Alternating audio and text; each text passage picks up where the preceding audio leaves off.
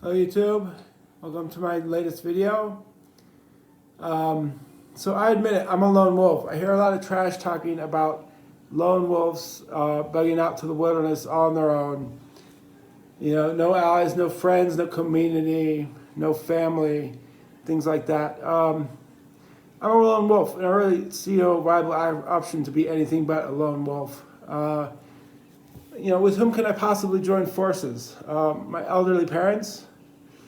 They'd only be a drain on resources and they're not fit to keep up. My roommate Casey, he can't carry a 20-pound pack. He refuses to train and can't carry a 15-pound pack.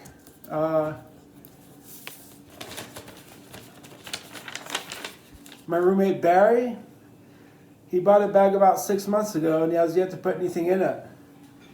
My roommate Preston, at least he's not old, but refuses to prep, and he's got zero survival skills. All of these people would slow me down and drain resources and be no true benefit from having them along with me. They bring to the table pretty much zero skills, zero gear, and zero fitness. All of that would just slow me down and would not benefit me. So I admit it, I'm a lone wolf. I see no viable option to be anything else. When I was homeless years ago, I did not join forces with any other homeless. The homeless can't trust the homeless. They're just out to steal your stuff, steal your gear. I didn't join forces with any homeless when I was homeless. It is a good way to get robbed.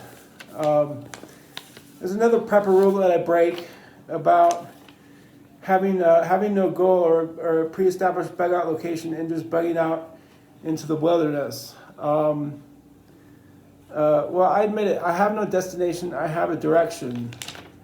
That direction is away from the other people. I live very near the Rocky Mountain foothills, and I plan on making my way into the Rocky Mountains when I bug out. The survivors of the apocalypse will be found mostly in the rural and wilderness areas. I know a list of wild edibles. I know how to fish without a rod and reel. I know how to catch crawdads. By the way, I would eat fish, crawdads, rabbits, ducks, and geese. But I really would not eat squirrels or raccoons. I've seen people catch raccoons on YouTube and talk about they're going to eat raccoons. It's disgusting. Think of when you've seen a dead squirrel by the road. It turns my stomach to think of eating it. It is nasty. I'm not going to eat a squirrel. Again, think of when you've seen a dead squirrel and in place of getting hit by a car, it was trapped. Well, I would not want to eat that squirrel. And raccoons are the same. It's like eating cats. I would not eat cats. And raccoons are just about the same as eating a cat. Now, I've eaten black ants here and there in my adventures. I would eat grasshoppers or crickets or earthworms if they were cooked, but not squirrels or raccoons. When I ate black ants, it was just eating them live, and it wasn't bad. They taste like chemicals. People a lot of times ask me what they tasted like. They taste like chemicals. Again, I would eat black ants, grasshoppers, crickets, or earthworms, but not squirrels or raccoons. But in order to find all this food, I have to be moving from place to place. The first fishing spot I try may be no good. I have to move on to another. Just about every part of the dandelion plant is edible if cooked, but I won't find dandelions unless I'm moving.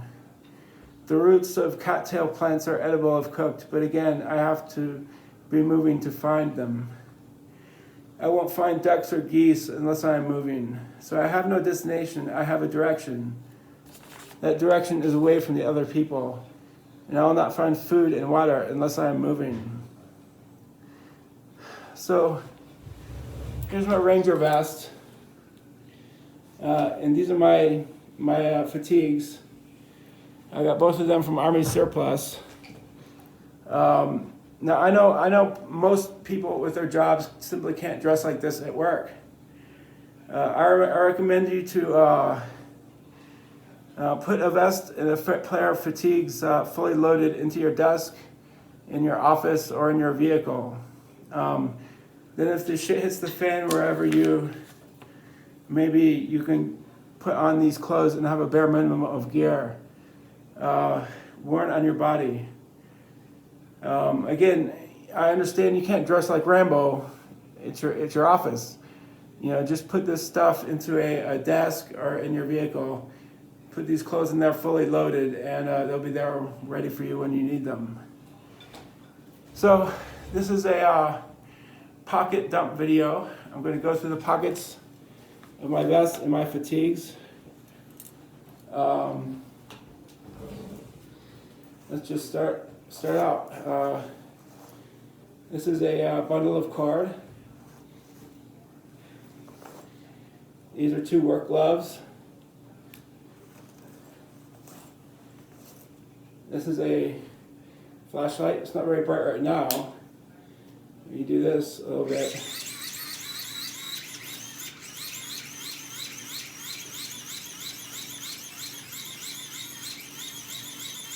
It's a hand crank flashlight. It's got a solar panel on it as well. And that should be a little bit brighter. So it's a hand crank flashlight. This is easy enough to do. This takes about 10-20 seconds. And just 10-20 seconds of that. And it's bright.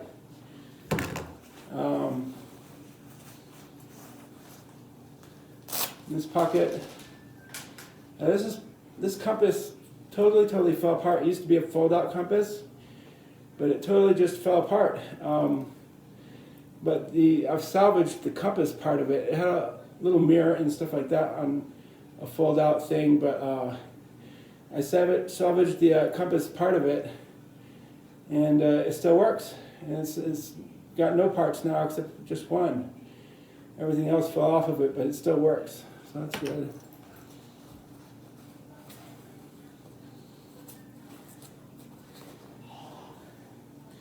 I've got spare earbuds for my radio. I've got more spare earbuds for my radio. They break like left and right on me. I've got 3, it's an odd number, but I've got 3 shoelaces.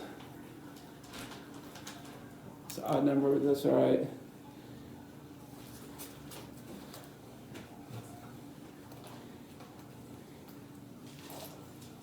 Got a pack of cigarettes. Now, these are not for barter. These are for me to smoke.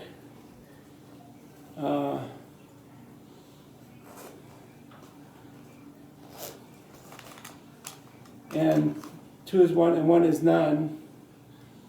Got another hand crank flashlight. And 2 is 1 and 1 is none, right? Got 2 Bic lighters. Totally full of fluid. Got a knife sharpener. And I don't carry my knives, not even the legal length.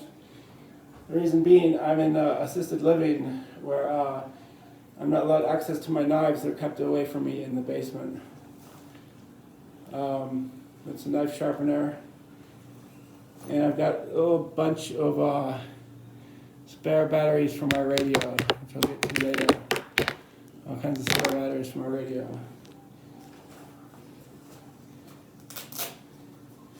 And I've got more cigarettes.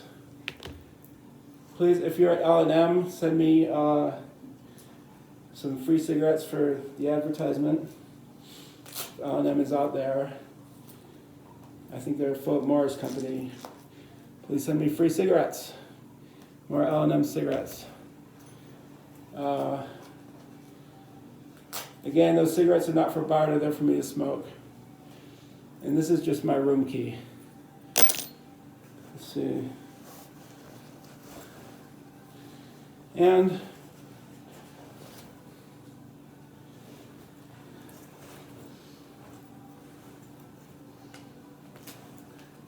this back pocket that goes across your back. There's a pocket that goes across your back here. This is an empty pillowcase. I can collect dandelions on this. I can use them to deposit fish in when I'm fishing, or crawdads when I'm fishing for crawdads. Like I said, I can collect things, cattail roots and dandelions and things like that. I can use this as a gathering bag for either wild edibles or animals that I've hunted up. So, let's keep moving. This is a paracord keychain. And these are just 3 carabiners, a little carabiner. A little bit too little, I think, but it's all right. And a bigger carabiner. I just keep these clipped to my belt loop. And another carabiner, just in case I should need 3. Here's the cigarettes I'm working on right now. And the big lighter I'm working on right now. And a pair of cold weather gloves. I guess most of this stuff is pretty self-explanatory. And wool socks. And this is the radio I was talking about, AM/FM radio with earbuds. That's what the batteries are for, and the spare earbuds. This is, well, I won't go through that all. It's a little survival tin. It's got various things in it. I've been through it before in one of my other videos. All kinds of little knickknacks. The other thing I've added here is 2 pant buttons in case I should lose a button. This has got compass and trapping wire and a little razor blade and things like that. I won't go through the whole thing. I've done it in another video. Alright.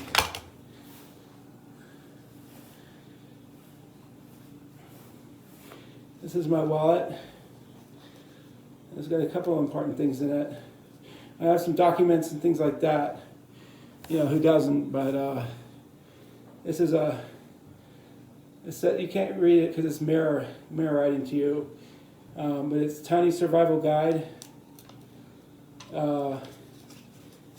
It's just got a list of edible plants, thermal regulation, shelter, things like that. A tiny survival guide. I just keep it in my wallet.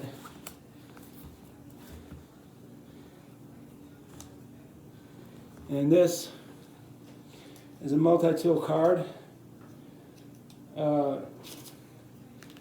It's got a bottle opener here, knife edge here, saw blade here, all kinds of little fixtures for screwdrivers and things like that.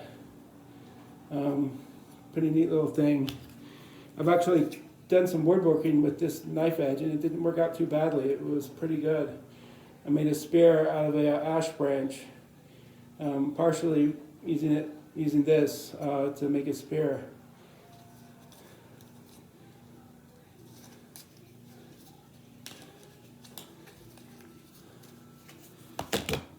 And I've got my trusty flip phone. I like to keep things simple with a flip phone. And bandana. Let's see, what else do I got?